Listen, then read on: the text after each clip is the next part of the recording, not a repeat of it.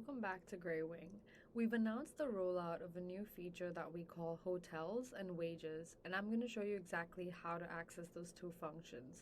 So the first is hotels, and what it does is it essentially searches and sources all the hotels that we can find at a port that you're considering for a crew change.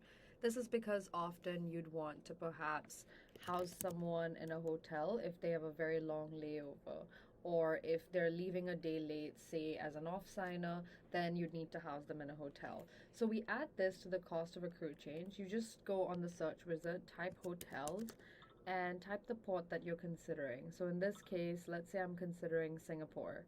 I click search hotels, and just off the top of my head, I can see 4 hotels that average between 111 to 300 USD. And this is a pretty good way to factor this estimate into my calculation for the total cost of a crew change.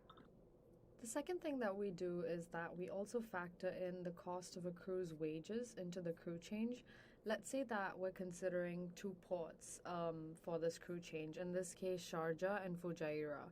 So just to go back, let's see, Fujairah, I see that there's 5 out of 5 crew that can be changed here. With Sharjah, maybe if I increase the layover time and the number of stops, I'll see more flights. In this case, I see that there's missing flights from DXB both for 2 off-signers, so maybe it's to do with the day. And I immediately see that there's 2 flights available. So now that we've made it a 100% comparison between Sharjah and Fujairah for the crew change, I'll see that there's a possibility of delay of 4 days between the crew change and the flight, in which case the total cost of wages minimal that would need to be paid would be 1,129 USD.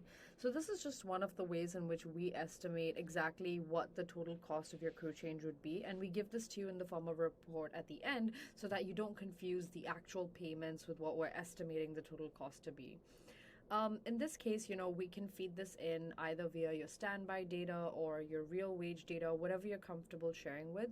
We have also wage scales that we can use to estimate for different ranks. And this is just one of the many ways in which we bring you the total cost of a crew change. If there's anything else that you think is missing from this workflow or you think helps us estimate your costs better, please let us know.